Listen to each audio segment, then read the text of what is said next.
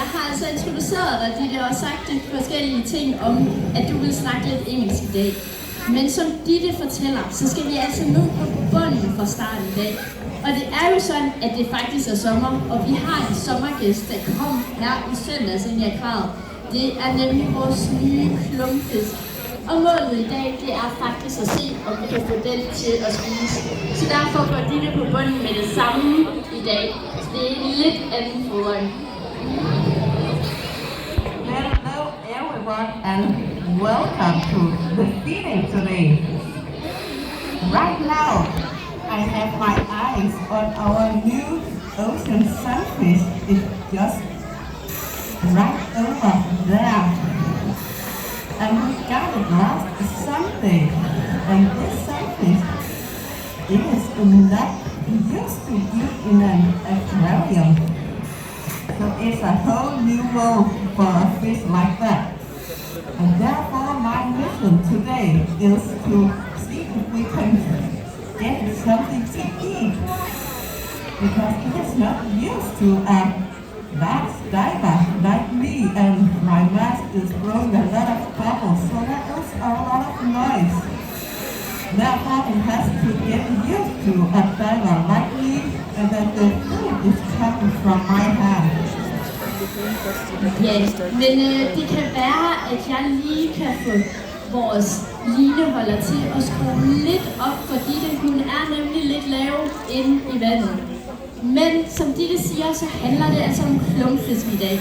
Og det er lidt sjovt, for den er jo lidt svær at se herinde lige nu. Vores nye klumpfisk, den er altså kun så stor her lige nu. Men sådan en klumpfisk, den kan altså blive kæmpe stor. Det er nemlig verdens største benfisk.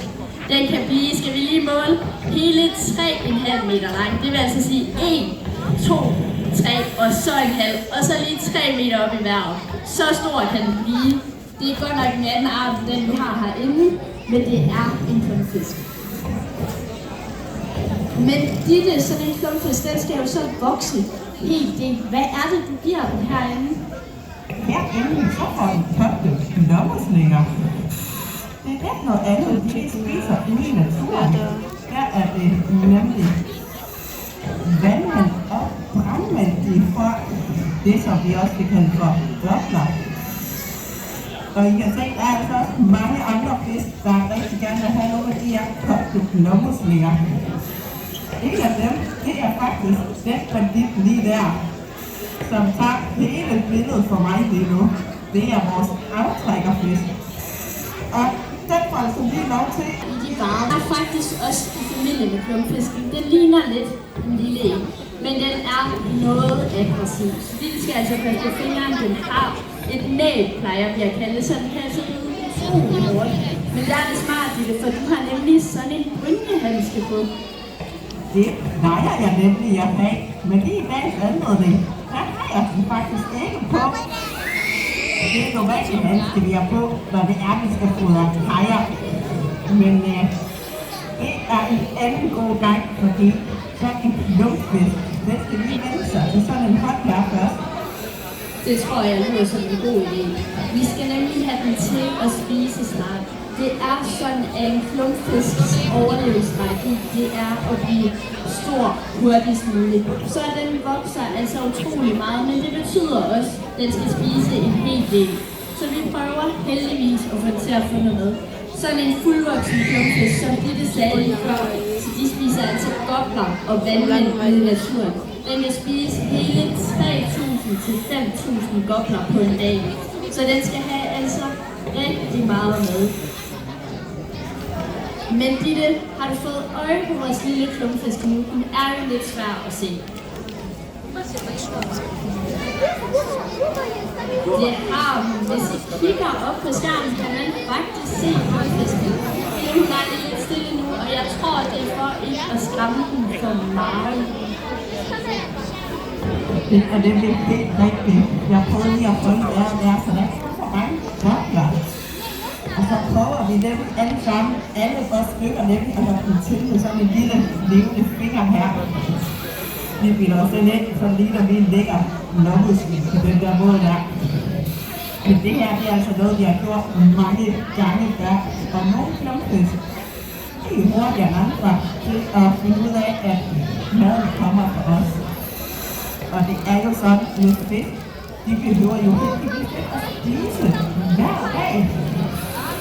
Fordi så er der så forstået os og bruger alle de mange tusind fisk, vi har herinde i Gusenau. Ja, det er jo lidt smart, og nu er vi faktisk så heldige, at vores store eller små stimefisk stiger op over overfladen.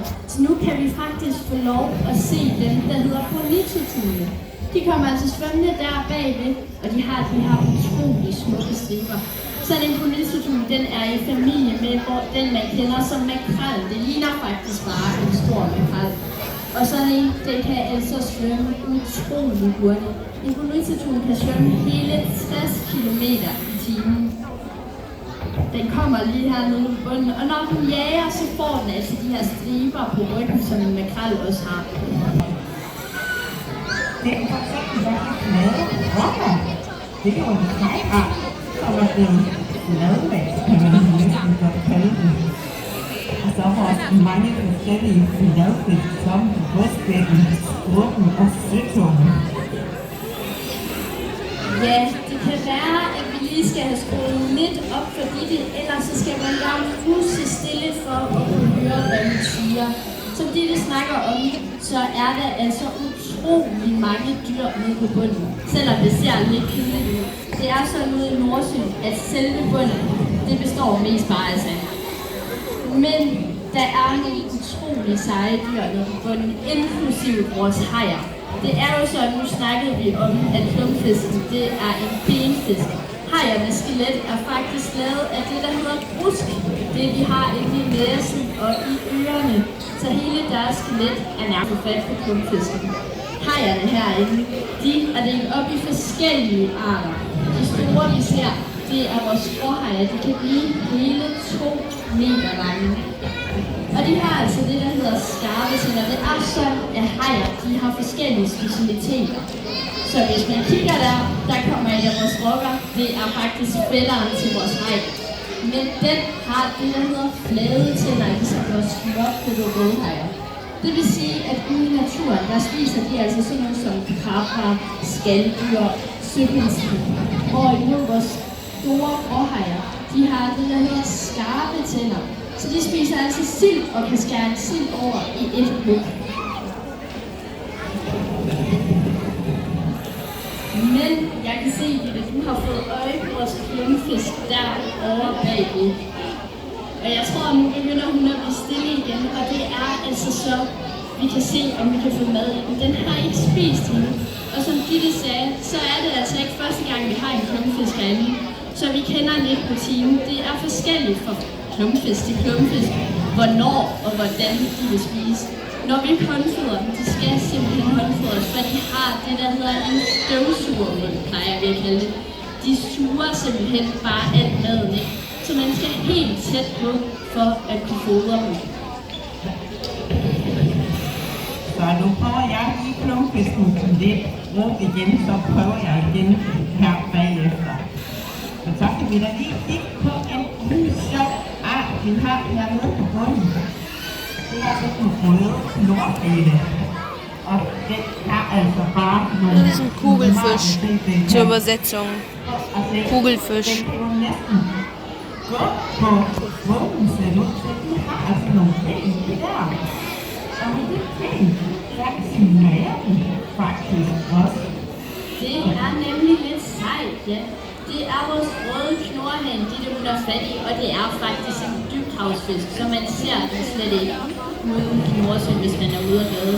Men den har altså de her ben, den går rundt med, ligner den næsten på bunden. Og det er findestråler for buefinderne. Det vil sige, at den kan gå rundt og smage på bunden og se, om den kan finde noget godt mad dernede. Så det er en utrolig sej fisk. Og hvis man hører navnet knorhane, så skulle man faktisk tænke, hvor kommer det fra? Det er sådan, at knorhanen, den kan knurre ned fra sin svømmeblære, den som hestemakrellen også har, så kommer der en knorrelyd, som man tror udsender, det er en måde, de snakker på nede på bunden. Så på den måde kan de altså snakke sammen, og der kommer navnet også fra. Ja, det er altså en rimelig sej fisk. Men hvor er det derfor, altså vi må have en tur op og sige hej til jer nu? Det tror jeg er en god idé, for nu er min taletid snart ved at være over. Som jeg sagde til at starte med, at det her er altså Nordeuropas største saltvandsefejl. Og der er hele 4,5 millioner liter vand, og de bliver holdt tilbage af en 41 cm tyk rode.